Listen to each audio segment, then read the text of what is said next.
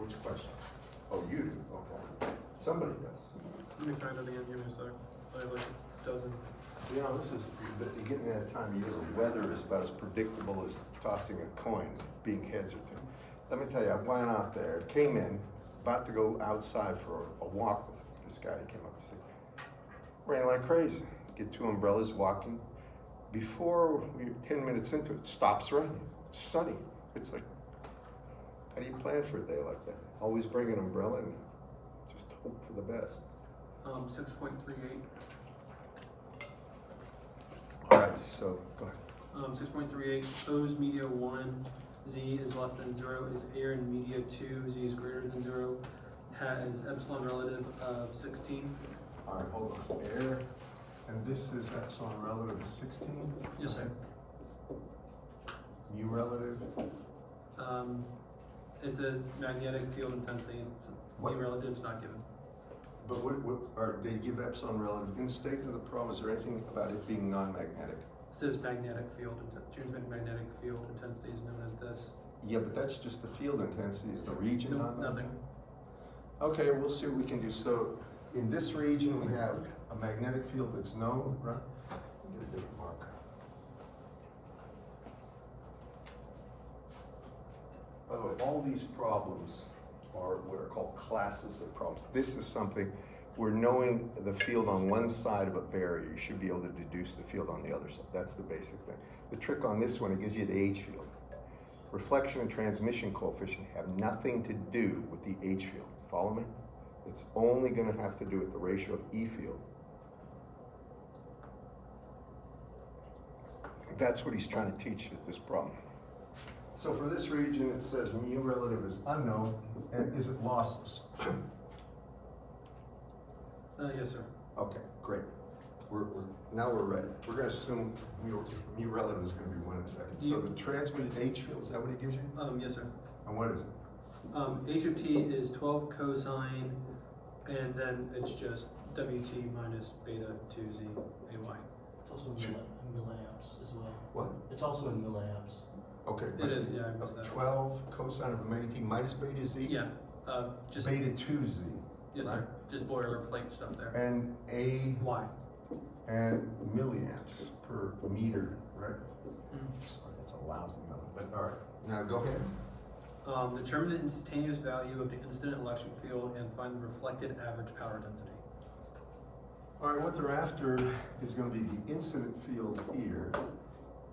They want to know what that is. And they want the reflected power density, right? So they want P average. Do they want the time domain or in just average value? It just says reflected average power. All right, average power is P av, okay. So that's in watts per meter squared. For this one, it all starts with making sure you understand what that transmitted H field gives you. The ratio of transmitted H field from E field, transmitted E field.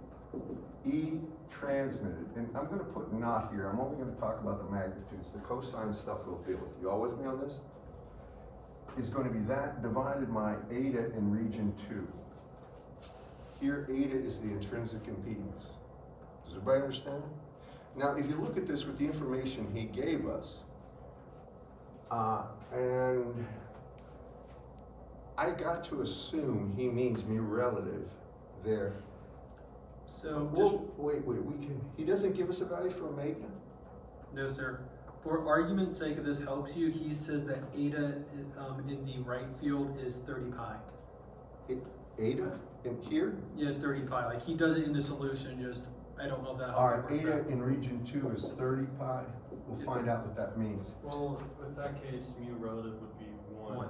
All right, well, that's what I'm looking for, but if he doesn't state that in the problem, right? No. No, Because sir. so he should have, but he didn't. You can assume non-magnetic. I would actually put, if I was going to write this on an exam, I'd say non-magnetic in region 2. Now that takes care of all the problems. Right off the bat, you get eta in region 2, and eta in region 2 is square root of mu 2 over epsilon 2.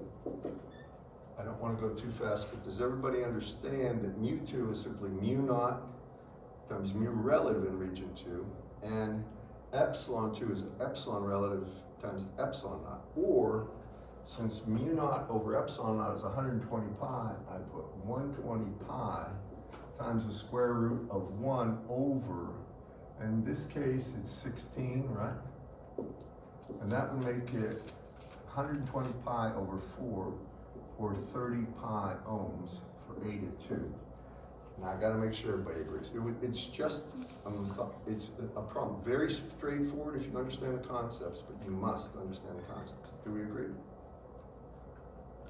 All right, now, I'm given H, I need the transmitted E field, so I get E naught transmitted is eta 2 times H naught transmitted. The only thing I care about is that 12 milliamps. Just the magnitude. With me?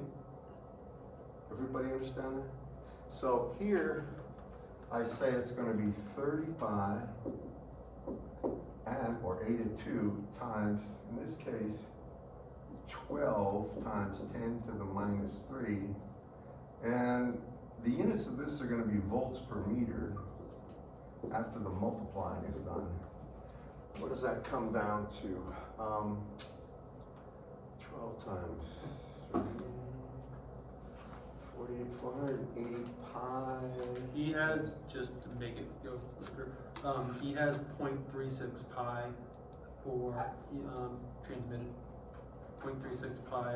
All right, well, the way you got it is this. I got 30 times 12, that's really going to be 48 times 10, 480 times 10 to the minus 3. But he says what? For ET original is 0.36 pi. 0.365 or pi? Pi. Is that right? Let's see. Yeah. Unless I'm wrong, that's 480 times 10 to the minus 3rd times pi, right? No. It's 360. Yeah. Oh, I'm sorry. 3 I'm times sorry. 12. I'm sorry. Terrible. All right, you're right. So it's 0.36 pi. Is that right? Yes, sir. And that should be volts per meter. I'm sorry about that. After that, this is E naught transmitted. Now, since that's a transmitted field, the transmission coefficient at that barrier is 2 eta 2 over eta 2 plus eta 1, or the intrinsic impedance in air. I'll try to slow down a little bit. I think you follow me.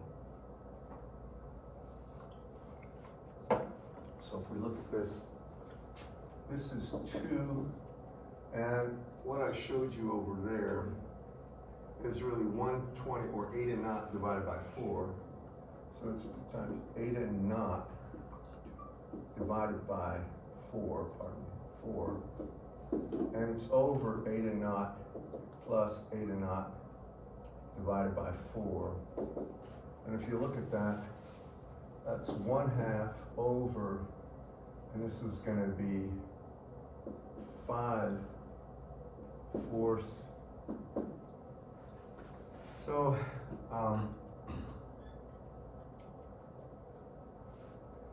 2/5 is a transmission coefficient, and the reflection coefficient right there at region 1 is going to be really eta naught over 4 minus eta naught over 4 plus eta naught. You could subtract 1 from that, but that will give you the same thing. And the only reason I did that is so you can see eta naught going away. Are you all with me? I don't mean to be moving too fast, but it's a pretty straightforward problem if you think about it. And in this case, the eta naughts cancel, and that's the reason I left it in. So I have 1/4 minus 4/4, or minus 3/4 over, and here I'm going to have over 5/4. And this is going to be minus 3/5 is the reflection coefficient. So the first, does everybody agree with this? Yes, sir. Now the next thing we do is simply get the incident E field. That's the way I like to do these, because the incident E field is the thing you use to deduce everything else typically.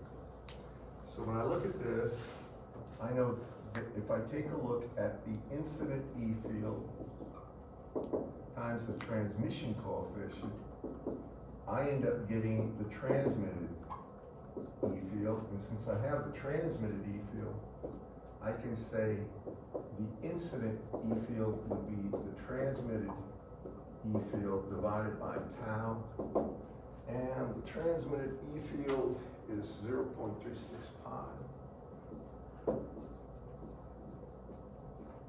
And it's over tau, and that's 2/5.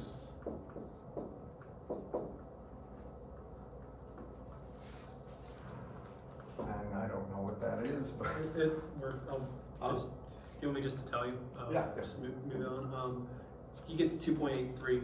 right here, Yes, sir. 2.83 volts per meter. Now, do they want the incident field?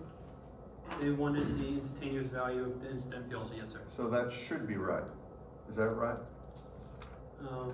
He has it in H for whatever reason. He has the H field? He has H reflected for whatever reason. Well, we need H reflected to get the P average reflected, but first, is that the right E field? Yes, sir. I'm sorry, looking at it, 2.83 cosine, and then he just adds. Don't worry The about the cosine time of it, because stuff. he didn't give us values. So Yeah. y'all Just with the me on this? 2.83, yes, sir. Now, once we have that, if we wanted the H field, the only thing we do is, from the incident H field, divide that by 8 correct? Does everybody follow me on that? Are you good on that? So I'm not gonna do it. Does that mean beta 1 and beta 2 are equal? No, can't be. If you think about it, and this is a good point. Let's assume we have two different, we're gonna have a beta in region 2, right? Now, this is a very important point. Please listen, the frequency never changes. Omega will be the same in both. Got that? Beta will change, definitely. That's beta 2, that's beta 1. Let me show you the easiest way to think about that. Do you agree both regions are losses? Now, in general, you don't need to write this, just listen. Gamma, if it's lossless, well, I'll just put gamma down and I'll deduce everything. In general, it's J omega mu times sigma plus J omega epsilon. This is real important. That's general, covers all the bases. If it's lossless, gamma is equal to, I got J omega, sigma goes away. I get J omega, right, times square root of mu epsilon. You see that? And that, in fact, will be just J beta, alpha 0. So you can say beta in either of the regions will be equal to omega times square root of mu epsilon. Are you with me? Now listen carefully. That's true in both regions, always. Omega never changes. The frequency that the wave is going to be changing at never changes. But you can see if beta in region 1 would be omega, and in region 1 it would be square root of mu naught epsilon naught, which is 1 over the speed of light. Do you agree with that? In other words, C, which is 3 times 10 to the 8 meters per second, is actually equal to 1 over the square root of mu epsilon, approximately mu naught epsilon naught. So 1 over that would be square root of mu naught epsilon naught. I could call this beta in region 1 would be mu naught epsilon naught, or simply omega over C. Now beta in region 2, frequency never changes, right? Is going to be omega times the square root of mu 2 epsilon 2. And there's something different. It will be divided by C, because you can see the square, when I put the square root of mu relative to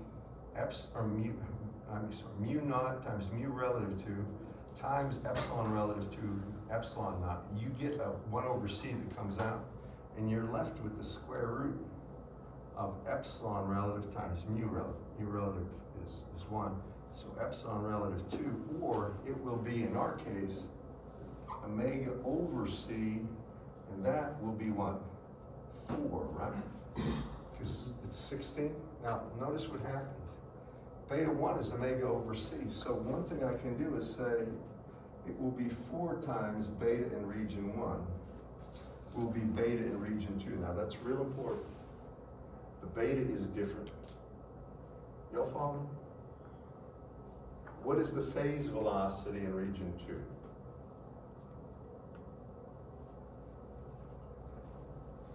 Well, how do you get phase velocity? C over 4. Yeah, okay, you jumped to the answer, but what in general is phase velocity? It's omega over beta. Do you agree? Now go to beta in region 2. Here, I got omega, and you'll notice that I'm going to just put it this way. I have omega over beta in region 2, which is going to be 4 times beta in region 1, right? Now, what is this? You're absolutely right, by the way, Christian. Well, that is the velocity in region 1, right? What is the velocity in region 1? It's air. C. You all agree with that? So this is simply C over 4. You were right. And that would be the phase velocity in region 2.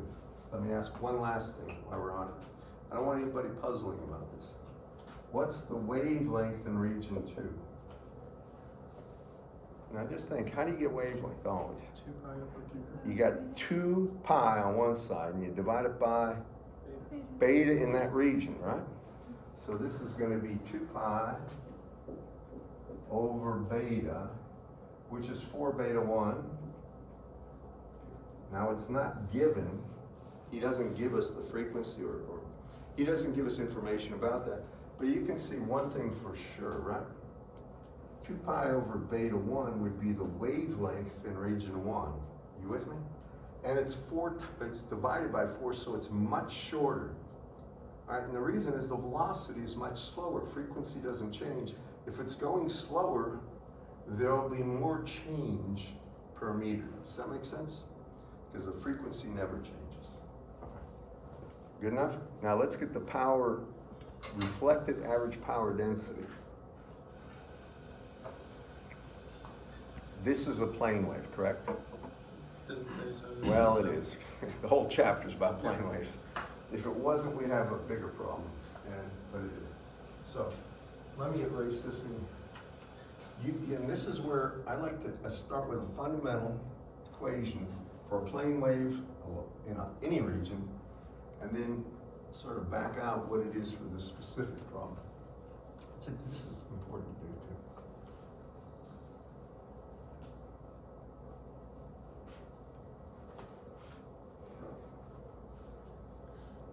By the way, that my hip pain is slowly getting better. It's better today.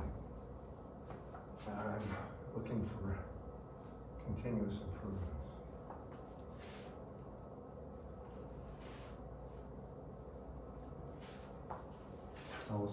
I'm hoping you can give me the values, but let's just talk about this. It doesn't matter if the wave's going from minus C or plus C direction. It has no bearing on the average power, the way to calculate the average power. In general, average power, and this would be for a positive going wave, so I'm going to put plus Z as the direction of Z. And we did this, some of you remember, this one you need to know. So however you want to do it, say, Dr. Baginski says, you need to know. Need to know. No, there's no way you can't know this and do well. Is 1/2, and here it's going to be, this is for a plane wave only, but the magnitude of the E field squared over the magnitude of eta in the region it's in. Now, if it's forward traveling and it's lossy, then you have to add e to the minus 2 alpha in that region times z. Y'all with me on this?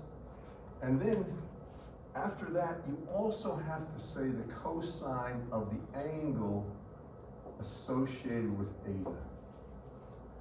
And then the units of this would be watts per meter squared, and I'm assuming it's going in the AZ direction. But you can put down, because I use Z there. How many remember me doing this? Do you remember? This one you need to know. Need to know. Now, we're talking about a wave going in the opposite direction, right? Normally, if you wanted to be clear about this, if we can assume the maximum value is it's equal to 0, this would be a positive, because it's going in the other direction, would be negative z, and negative z times a positive alpha is a negative value, and it would be decay. You follow me on this? But for our purposes, nothing is going to decay because it's lossless. You with me? So that means we can get rid of that equation.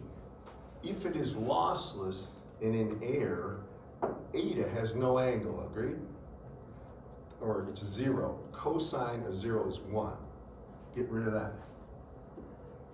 Now this is the way you calculate the average power. If in any region, if you know what the electric field is, either way, either propagating in positive or negative z, it will be 1/2 the magnitude of the electric field that you're talking about. This is the reflected electric field squared over the magnitude of eta in that region, but this would be lossless. This is eta naught. Now, how do we get the reflected electric field? Well, we have the reflection coefficient that I erased, correct? Do you agree? So then we have the incident field. So I can say the reflected field, E naught reflected in magnitude, will be equal to reflection coefficient times E naught incident. That's it, right? That being the case, I can come over here, and this is going to be power reflected. I'll call it average reflected. And that will be equal, this is kind of a neat way to do it, 1/2. Now take gamma, reflection coefficient, times the incident field and square it. So you're going to get gamma squared times magnitude of the incident field squared over eta naught. Can you all see this? Y'all with me on this? Now what happens at this point, the 1/2 magnitude of E naught incident squared over eta naught is really the average power density of the wave, of the incident wave hitting that, right? And it's times just gamma squared. What that means is, you could say this is P naught incident, the average power density, or I could call P av. The average power density of the incident wave simply times the reflection coefficient squared. And that'll get it to you. Now for the actual value, we can go here. We'll plug in the values and just see. So this is going to be equal to 1/2. What was the reflection coefficient? Negative 3/5. -3/5. That 3/5, the negative sign goes away because we're assuming it's traveling in the negative direction. So it's -3/5 squared. Then it's times, I have, what was the incident field? 2.83 was it? Yes. 83 squared, and it's divided by eta naught, which is 120 pi. And can somebody give that to him? He uses the H field times the E field, but he gets 3.8 milliwatts. Could somebody do this calculate? This is an easy way to go. So this right here is going to be 1/2 times, just right here. It's going to be 1/2 times 3/5 squared, 2.83 squared over 120 pi. And let's see what we get. Because he took 1/2 of the real part of E cross H conjugate, I think. Sir. 3.82 to the -3. What did he have? 3.8 times 10 to the -3. All right, it's a rounding difference. Yeah. But y'all follow me on this? This is an easier way to do that stuff.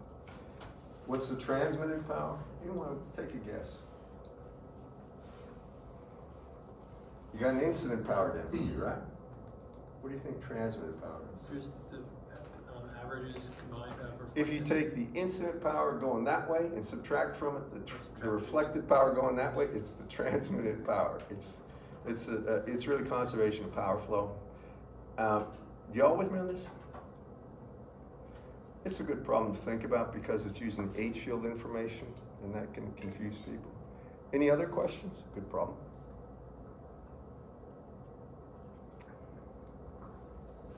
Mm-mm. Okay, nothing. Did you do the shield problems?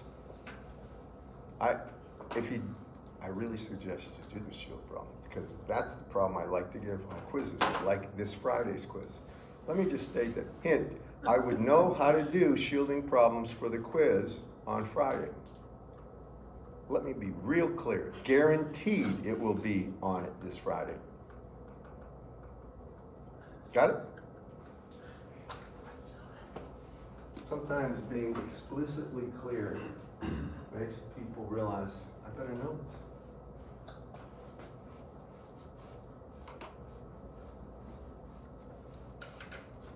Something tells me not everybody did it.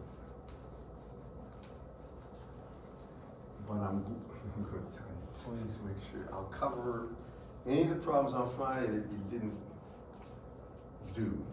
I mean, that you're wondering, make sure you do those shielding problems. I ask shielding problems, and I'll ask for the electric field just inside the shield. It's lost. Just before it gets out of the shield, on the other side of the shield. I'll ask for the magnetic field just inside the shield, just before it gets out of the shield, and on the other side. And the power density. Y'all hear me? Now you know what I'm thinking. Make sure you know how to answer those questions. Okay, the next stuff is the last part of this chapter, and it is on something called oblique incidence. Let me say this. For me to prove it, I'm going to prove some of it. I will prove it. But it will get you a little annoyed. And I don't expect you to recreate this. And I would give you the information about the actual transmission and reflection coefficients, but it's important you appreciate the way it's developed. So here's what happens. We're going to have two regions.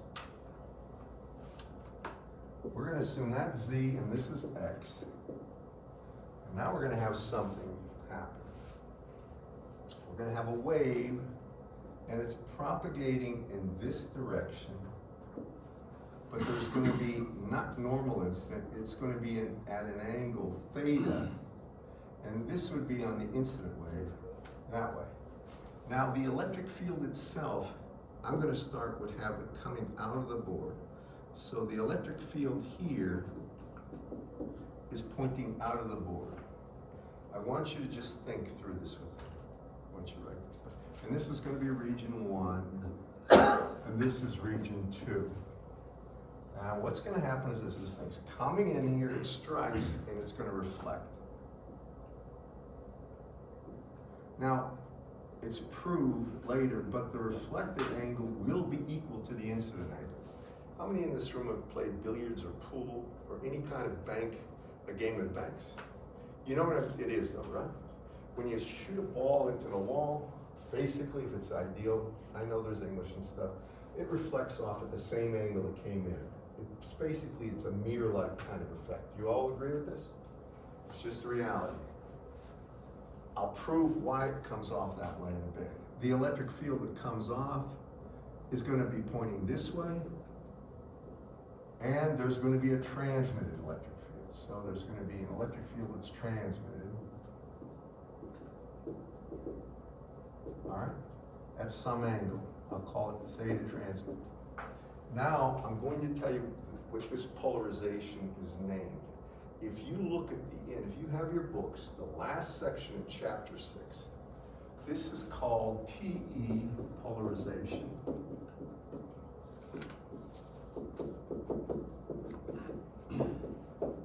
It means it's perpendicular.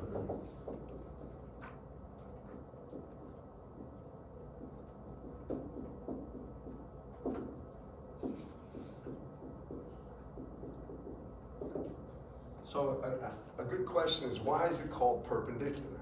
Now, let me show you the way the H field is. If that electric field is propagating in that direction, E field out of the board, H field has to be in this direction. Think about it. I want to make sure you see this. The H field incident would have to be in the plane of the board. How many can see that? E crossed H is the direction of propagation. If E's out of the board, H is in the plane of the board. By the way, if you don't understand these symbols here, I like this definition. Think of an arrow coming at you or going through you. You know what a bow and arrow is, right? So if you're looking at an arrow coming at you, say it's a target arrow, you see a point coming at you or a dot like this, and then the perimeter, really, it would be the circumference of that arrow. If it goes through you, you see feathers. That's the way I was told, and I thought, that's pretty, at least it makes sense. I can envision that. With me? So the cross means it's gone, that was going that way. This way, it's coming this way. You probably heard something like this. I don't know where I heard it first. Now this one, listen. The electric field is out of the board, but it's propagating that way, right? So think about this. It's going that, got a right hand. The H field is going to be like this, right? Follow me on that one? Can everybody do that with your right hand?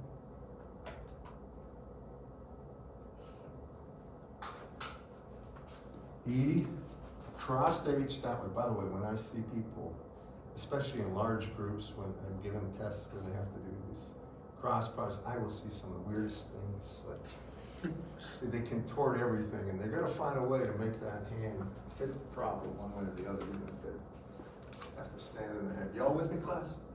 What about the one over here?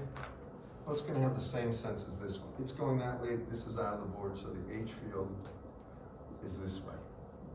Follow? It's just, it's common sense, but maybe not so common. Now we need a mathematical description. The whole idea, by the way, when they say TE or transverse or perpendicular, it means the electric field is perpendicular to the plane the waveform's traveling. Y'all with me? There's one other thing about this.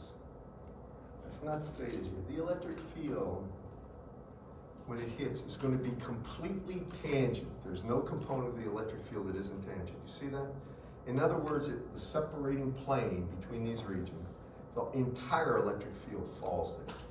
Where for the magnetic field, if you have a magnetic field like that, it's only a component of the magnetic field that's tangent. If that helps. So always think TE or perpendicular, it's the easier form, always has the electric field out of the plane it's traveling. Can y'all follow?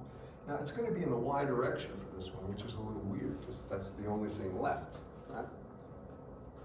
The Z crossed X would be Y. So now I have to express this mathematically. It's a little different. So the E field incident, we start by saying it's got a magnitude.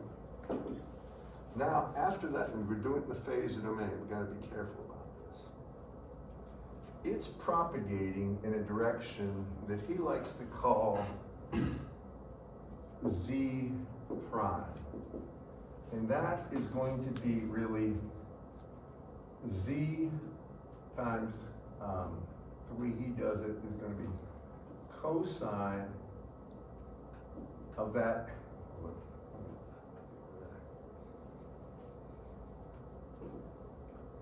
It's going to be Z times cosine of the incident angle, and then it's going to be plus X times the sine of the incident angle. I want to make sure I give you the page number where this is, because this is important. You see, it's a little confusing.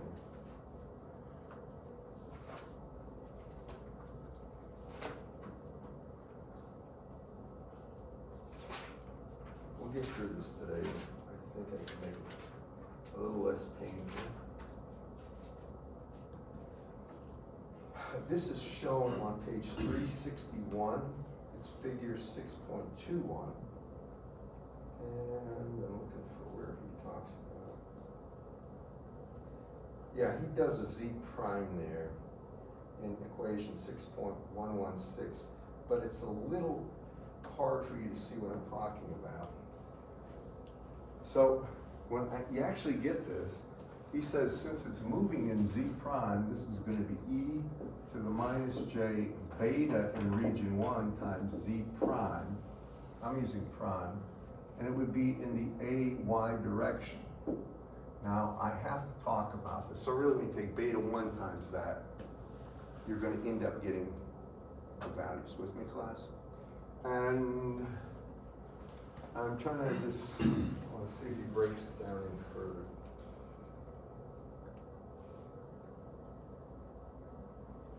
This is equation 6.118. I just want to tell you where I'm getting at. So when I take a look at this, if I expand this, and just watch me on this one. So the E naught incident will be equal, or sorry, E naught of the incident wave. The electric field of the incident wave is going to be E naught incident. Here it's going to be E to the minus J.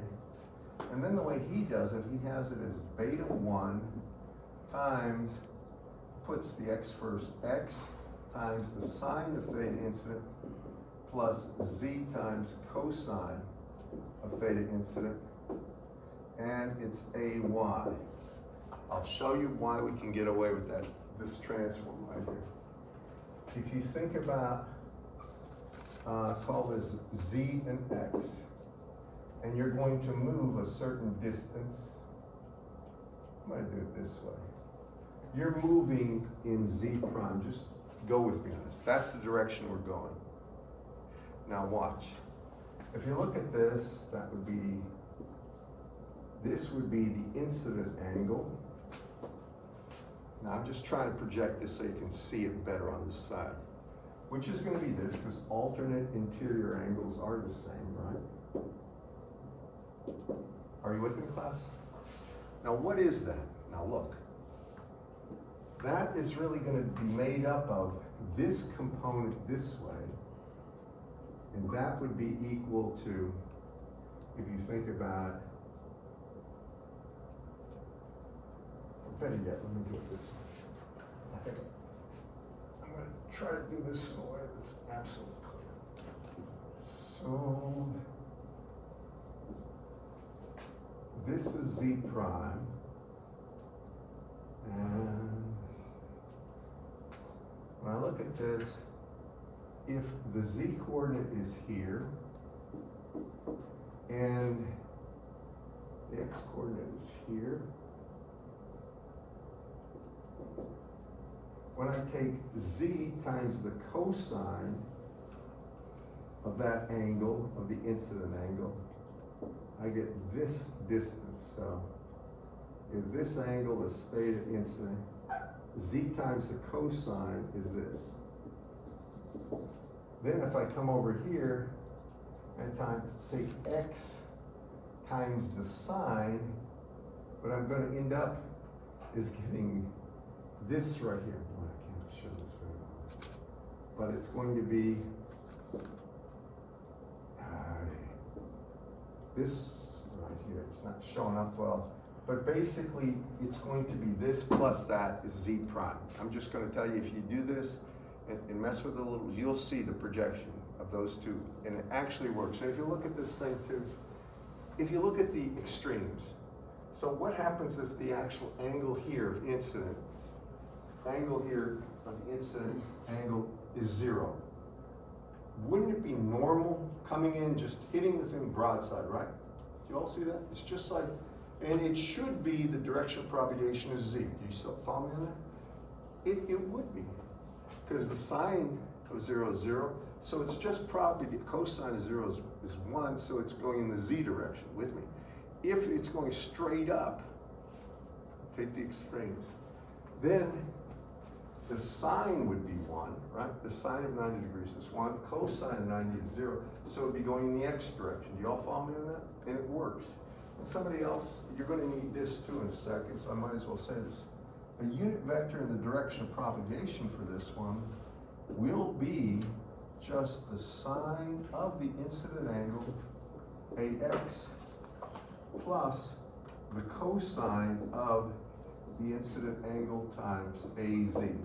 If you look at that, that should make sense. And just to confirm that, just do the extremes here. If the angle is 0 degrees, it's going in the z direction. Is it? Sine of 0 is 0, cosine of 0 is 1. Yes, AZ is the direction of propagation. If the if the angle is 90 degrees, then it would be going in AX. And if it's coming at some other angle between those two, it's going to be something else in between those two. This works. But this you need, and I'll tell you why you need it, because we're going to use that trick where, okay, good. It's not quite 2 o'clock, correct? We have to. That's what I'm looking for. I got time to finish this. This part's important. So, if you want to get the incident H field,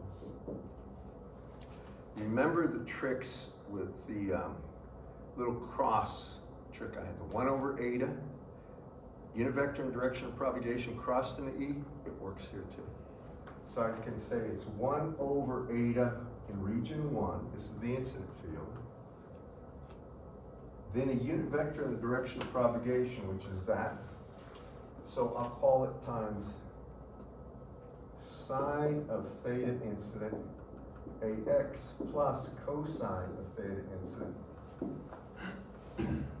AZ.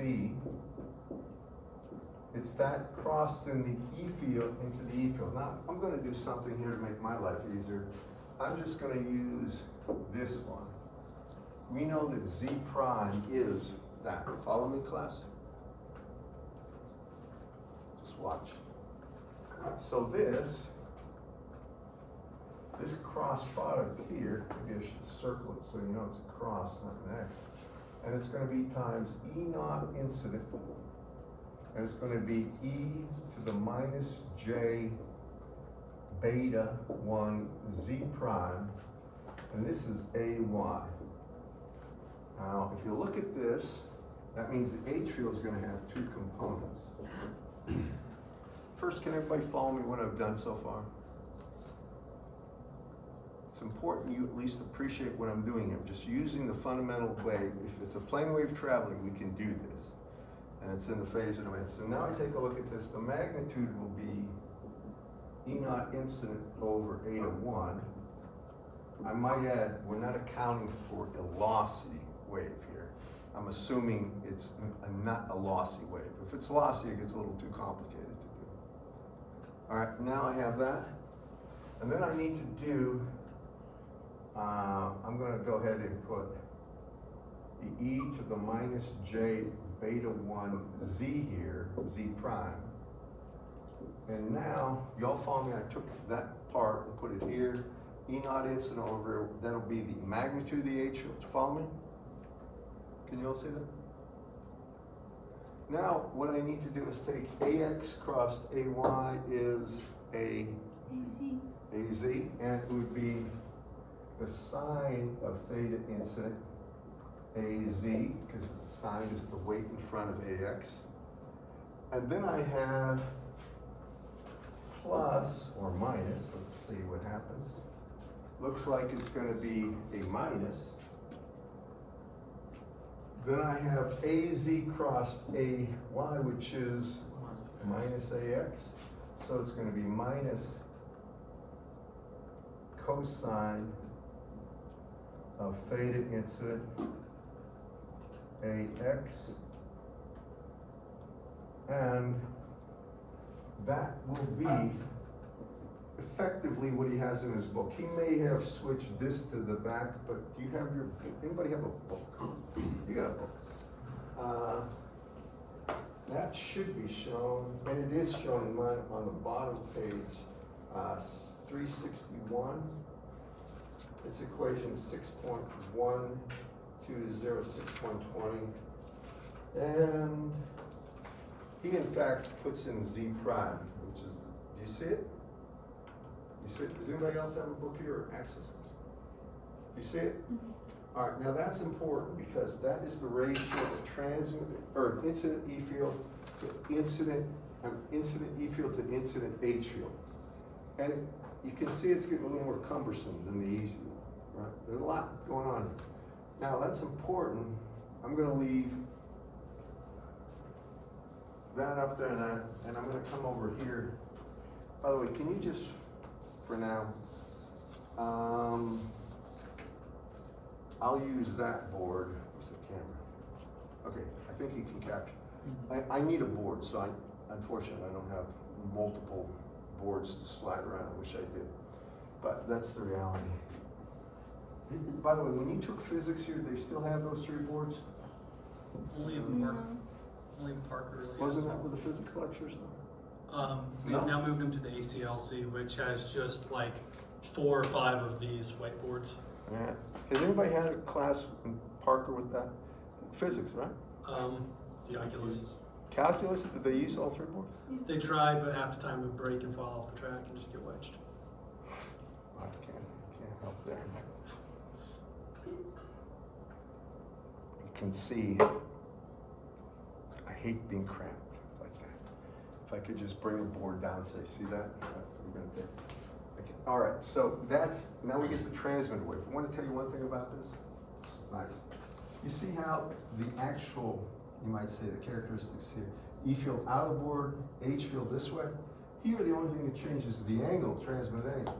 E field will be out of the board, H field down. Now that angle is the key, because it's going to have the same exact form as the stuff I erased there, except instead of sine and cosine of incident, sine and cosine of transmitted. With me?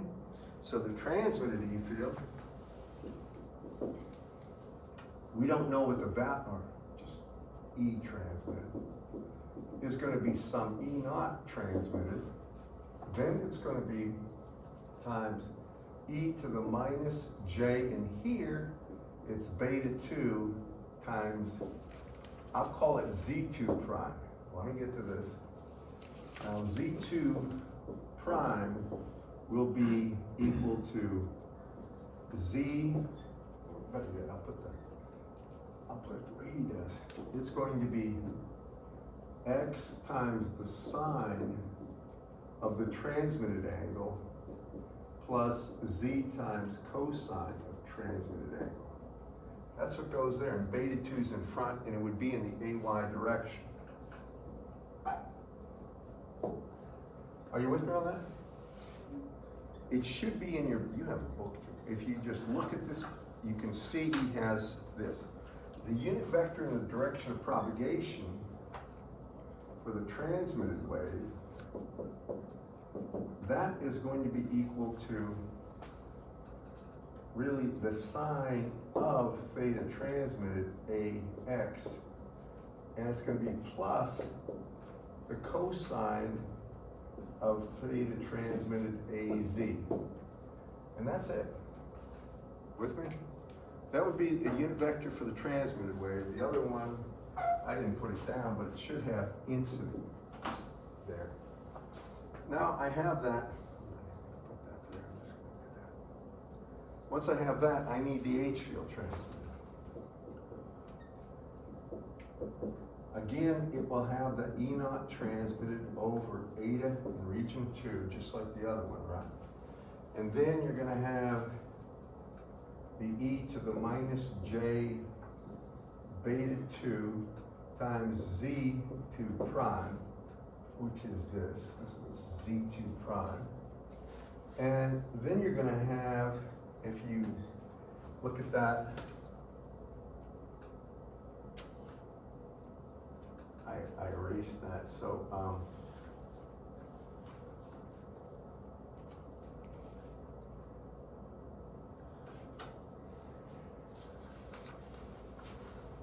I think he has it this way. He has, I'm trying to think if he has sine and cosine front for the transmit.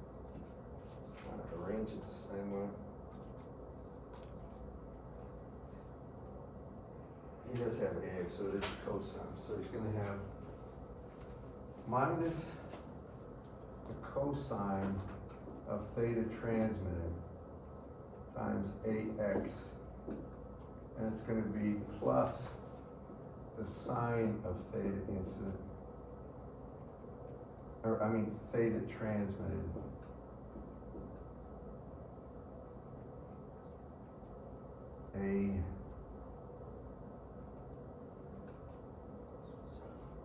It is AZ.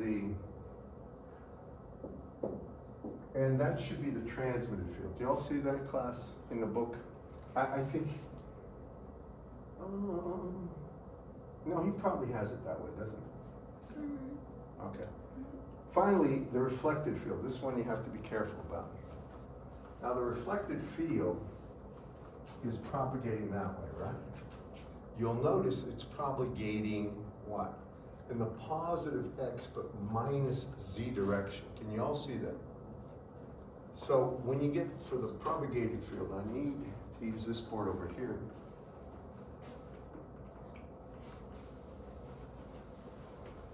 Here is going to be a unit vector in the direction of propagation of the reflected field, and that will be equal to the sine of theta reflected times ax minus, and the minus is because it's going the opposite direction, the cosine of theta reflected times AZ. And I think you can appreciate that. Y'all follow me on this? The only thing that's changing is that sign on the, instead of, if you look at the incident electric field over there, it's going the same x direction but opposite z, so you have to have a minus sign there. Y'all see it? You see it right here? Doesn't he have a unit vector for direction of propagation for the reflected field or not? I think he does. Does he? No. Well, he does, but I don't know where it is right now, and I want to just finish this. You with me, class? When we do that, I need that because for the actual electric field, it's actually, and I better call this would be Z reflected prime, and that's going to have, really it's going to be sine of theta incident times x minus cosine, reflected, cosine of theta reflected times z. And therefore, y'all follow me, so that's going to be going in the opposite direction. That's the reason that's a minus z. Now to complete this, I know that E reflected is going to be equal to E naught reflected, and will be e to the minus j, and here it's going to be beta 1 times this, and I'm going to leave it as just zr reflected prime, and it would be in the ay direction as well. Now y'all appreciate what I'm trying to do here. It's just sort of a shorthand thing. This right there actually is included there in his book, in the notes on that. Now I need, since I got the unit vector in the direction of propagation, I get the reflected field as simply 1 over eta in region 1. The unit vector in the direction of propagation is this, which is going to be the sine of the reflected field AX minus cosine of the reflected, or the reflected angle, pardon me, AZ, and it's crossed into the E field, which is E naught reflected times e to the minus j beta 1 times z reflected prime, and it's ay. Okay. Y'all with me on this? Basically, I'm doing what I did for the 2 prior reaches. You do the cross product, and at the end of the day, you get this, and I'll get out of your way. You can see in this book, it's going to have a value of E naught reflected over eta 1, and then I'm going to put the e to the minus j beta 1 times z reflected prime, which is that. And now we have to go through and do the crossing. So x crossed y is z, so it's going to be sine of theta reflected a z And then I have minus cosine of theta reflected. But I have AZ crossed AY, which is a minus, makes that plus AX. And he should have this if you look. Can you see it in the book? This would be the reflected H field. And it is on page, hang on for 1 second.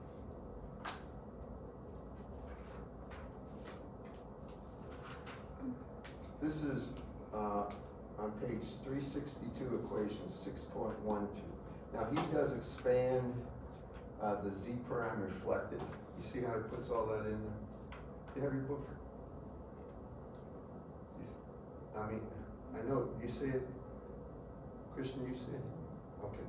Just make sure you read this. Now this, so, you know, if I'm sitting where you are, I'm thinking, you can expect this to remember those? No. But what I'm about to show you, you have to understand how to use what I'm about to show you. So now we get back to this problem here. And if you remember, how did we do when it was normally incident? How did we calculate the reflection and transmission coefficients? What was the key? Anything? There was something we knew from EMEG 1. Well, Snell's law is something we proved. It's what? The electric field on this side or on region 1. The tangent electric field on region 1 was tangent electric field in region 2. Do you remember that? And tangent H field in region 1 is tangent H field in region 2. Do you remember that, class? That's the key. So if I take a look at this, well, the electric field in region 1 that's tangent is the entire E field. Remember I said the entire E? So in region 1 you got two components. You got the incident and you got the reflected, right? So if I look at this, the incident electric field, now here's a smart thing when you're doing this, if you ever have to do it. You see, the tangent field at any point on this boundary of the E field in this region is the same as this region. You with me? Of the E field. Well, why not evaluate it right here when X and Z is 0? That'll make life easier. If you look at that, if you make X and Z 0, then I can say E naught incident would be the tangent component from the incident field, and the reflected point and field at that same point, in that same instant of time, it would be equal to plus E not reflected. That's just the magnitude of the reflected field. Do you agree with this? Would be equal to the electric field transmitted. That's just as before for normal incidence. It doesn't change. What changes is the tangent H field. First, does everybody follow me on this one? I'm doing my best to get this done. Now take a look at the tangent H field. First, let's just take a look at the transmitted H field and see something. Well, tangent would be in what direction? Remember, the H field has both. It basically has X and Z components. Can you all see that? Which of those components is tangent? Or, in other words, the projection, if you think about this H field right here, it really consists of two things. It consists of, I'm trying to do this in a way that makes sense. You're going to have a component that is in this direction, and you're going to have a component in this direction. Can you see how, if this is the actual direction, there's a component that is this way and a component that, which is the tangent? It would be the X component. Can you all see that? So in region 1, I'm going to have to do this right here. The tangent H field, if you look at this, where's the H field? Do I have an H field in region 1? No, but I'll get it. If you look at this for transmitted, you can bring it back to incident. You always make Z, basically you make that Z2 and Z1 prime equal to 0. Remember how I said you always evaluate it right there at the origin. When that happens, you get, it would be E naught, and it would be, for the H field, would be E naught incident. Do I have the, I got rid of the incident E, or the incident H field, didn't I? I think I did. Well, anyway, here's what happens. I'm going to see, for the tangent H field, it's H, so I know that for the incident H field, it would be equal to E naught incident over eta 1, and then it would be with a minus cosine of theta incident AX. Then I have to take the reflected H field. Do I have that here? Remember, Z prime is 0, so I have E reflected over eta, and this would be AX right here.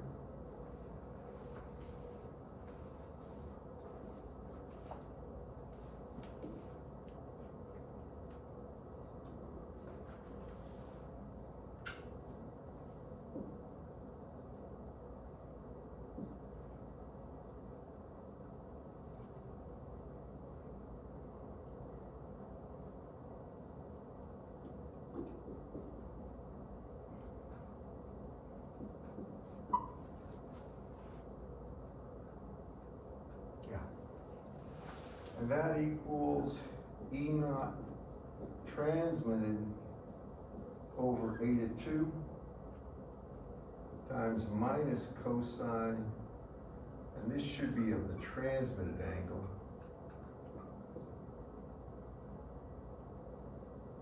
AX, and I can get rid of those AXs, they're all AX components. Now, bear with me on this. Can you all follow me on this, class? Here's what you do next. I need this board. We need one equation that we can go ahead and define the reflection and transmission coefficient from. So follow me on this. I take this equation. I wish it was easier to do, but I'll just do it this way. So I have E naught inside, E naught reflected here, and E naught transmitted there.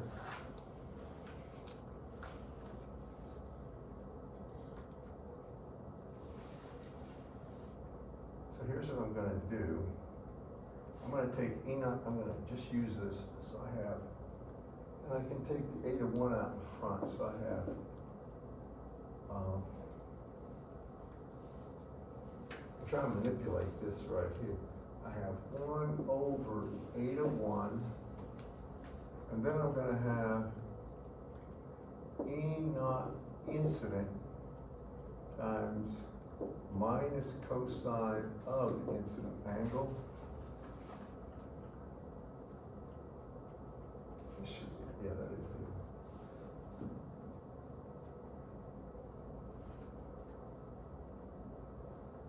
Plus cosine of the reflected angle.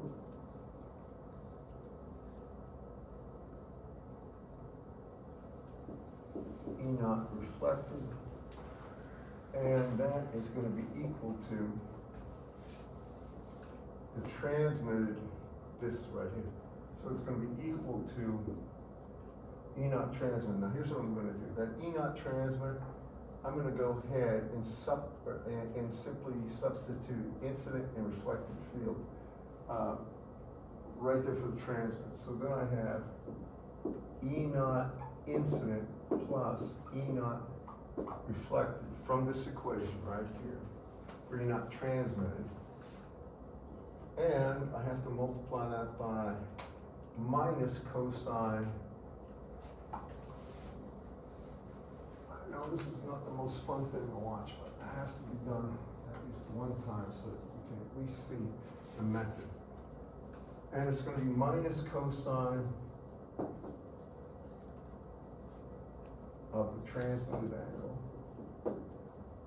divided by 82. Are you with me, class? I'm just doing substitutions. You aren't? No, I am, sorry. All right, okay. Well, I don't blame you if you're a little like, huh? Now, we want to calculate, we want to define something. And we really want to define this. It's the reflection coefficient, which is a ratio of E naught reflected to E naught incident, right? So now I go ahead and divide every term there by E naught incident. Can you all follow me? And when you do this, that goes to 1. This, reflected over incident, goes to the reflection coefficient. This goes to 1, which should make sense. And this goes to the reflection coefficient. Now, if you look at this, much to do, right? We really want to just get the definition of the reflection coefficient from that. Y'all follow me? Probably the easiest way to do it is group all terms with the reflection coefficient on one side and everything else at the other side. You all with me on that, class? And then divide everything through by whatever is multiplying the reflection coefficient. For the sake of time, let's see here. If I do that, that goes to the other side, and that term comes to this side. Here's what happens, and you're going to see this in the book. The reflection coefficient will become, I'm going to show you how I know how to do this. I can manipulate that. There'll always be the impedance you're coming into minus the impedance you came from over the impedance you came from plus the impedance you're going into, or I should say, yeah, the impedance you're going into minus the impedance you came from, but there's weights here. I want you to listen to me. It's in there. This is going to have a cosine term, and this is going to be of the incident angle. This is going to have a cosine term, and it's going to be of the transmitted angle. This is a cosine term of the incident angle, and this is going to be a cosine of the transmitted angle. Now, if you want to see where that is in the book,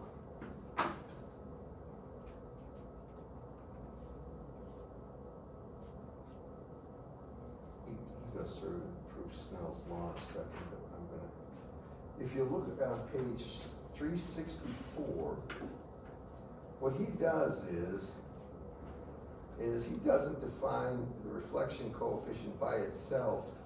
He leaves it multiplied by the incident electric field. But if you divide that incident electric field through, you get the reflection coefficient. He does one other thing there. He says, instead of just putting reflection coefficient, it is the reflection coefficient, but he does this, TE. So he says this is the reflection coefficient for the actual transverse or perpendicular electric field. Can you see that in the equation? I don't like that he doesn't show just reflection coefficient as reflection coefficient times incident field equals reflection field. Do you see that? You have the book right there. Do you see it? What equation is that? 6.133. 133, next page probably. It's on 364. You see it? So, hold on. Yeah, yours is in a different, yeah, that's incident, that's reflected, right? Yeah, just divide through by E naught incident. You can see that's the reflection coefficient right there. Get rid of E naught incident. All right, he's got that, and now I'm not gonna, I can manipulate this, it'll come out, I want to just finish this. For the transmission coefficient in the TE mode, it will be 1 plus the reflection coefficient, TE. And I'll put this down. He doesn't have this. Well, you just add 1 to that, right? If you do it, you're going to get 2 times a to 2 right here times the cosine of the actual incident angle over, and then it will be a to 2 cosine of the incident angle plus a to 1 times the cosine of the transmitted angle. And that will be the transmission coefficient. These two are important to understand how to use. But I want to tell you something. I don't expect you to memorize this. In my opinion, it's a waste of time for somebody at your level to just memorize these. It's what it means. It means if you want the if you've got the electric field on this side, and you want the electric field on this side, the other side, the transmitted field, you need to calculate that transmission coefficient. By the same token, if you have the electric field here, in the transmitter region, you want it on the incident, you have to invert the process. Do you all follow me, class? It's that simple. Now, the H field is always found from the E field. Remember that, just as before. That's it in a nutshell. I mean that. It's irritatingly long to prove these things, and I don't ask proofs in here. Graduate level courses, you would get that, especially in physics. They would have some weird, they would have a curvilinear surface, and then there's a whole lot of other things that happen. But basically, this is how you do it for two planar surfaces. Y'all with me? Now, I didn't prove this, but I got 2 minutes. You mentioned Snell's law, right? Remember the name Snell's law from physics, everybody? Snell's law is famous, but here's how it comes about. And this is true for any polarization. Now look at this problem here, and I'll show you.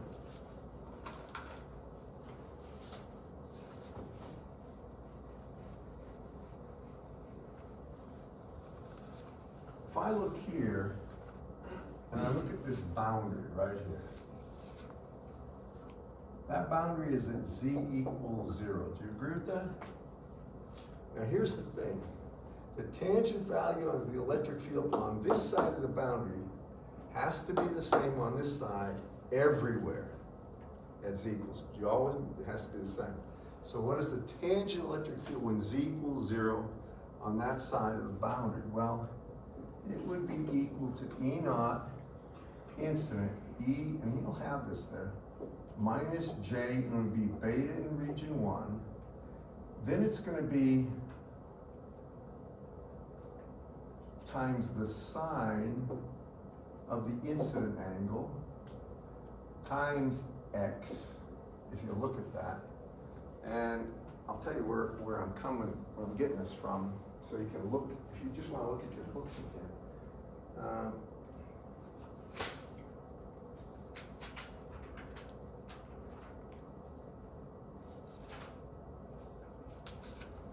This is on the top of page 363, equation 6.123.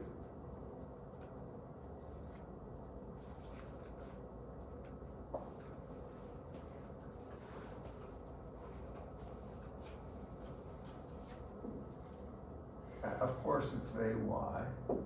It's that plus E naught reflected, and here it's going to be E to the minus J beta 1 sine of theta incident. Remember, z equals 0 for this case. There's going to be a tangent field on both sides. That's the tangent field in the first region. Has to be equal to E naught transmitted here times E to the minus J, and here it's going to be beta 2 times the sine of theta transmitted. Y'all with me on this? Now this is the rational argument. I'm just showing you, we're saying this is at z equals 0. Now listen to me and you'll see this. When I look at this, if z equals 0, and we're right there, you'll notice that this is only a phase term. Does everybody see that? It would be like 30 degrees. With me? This is a phase term. And this is the phase term. And the only way this can be true at every single point, x, there's an x, I forgot the x there. There's an x there and an x there. Because these things, if they're multiplied by x, as x changes, they have to change at the same rate. Does that make sense? And the only possible way that they can be true generally is for this argument to equal this argument to equal this argument. Or, and that is Snell's law, so you can write it down. Snell's law says that beta 1 times the sine of theta incident, I'm going to go over here, is going to be beta 2 times the sine of theta transmitted. That is Snell's law.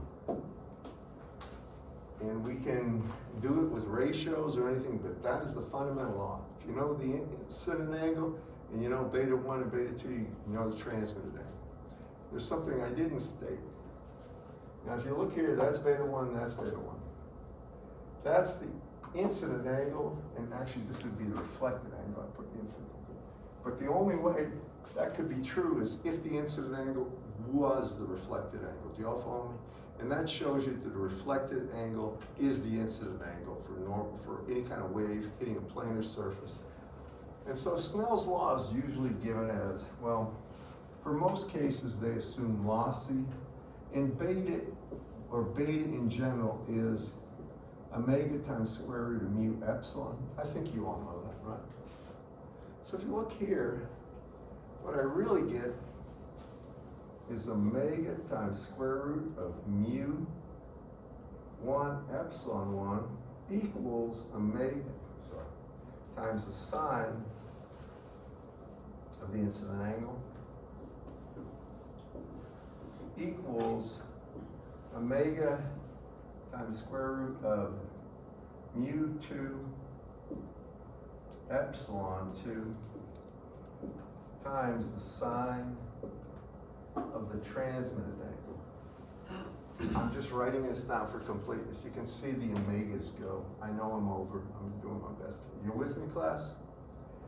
Now, these are pretty straightforward because you associate square root of mu naught epsilon naught with C, right? 1 over C, correct? And that usually is air on one side. So this is going to be times 1 over C. And this is going to have a C in it too, right? But there is a possibility of epsilon relative from region 2 being non-zero. I'm going to leave it there. I'll give you some problems. Listen, thank you for hanging with me. It's been an interesting day so far. Basically, I'll be going non-stop since 9:45 today. That business.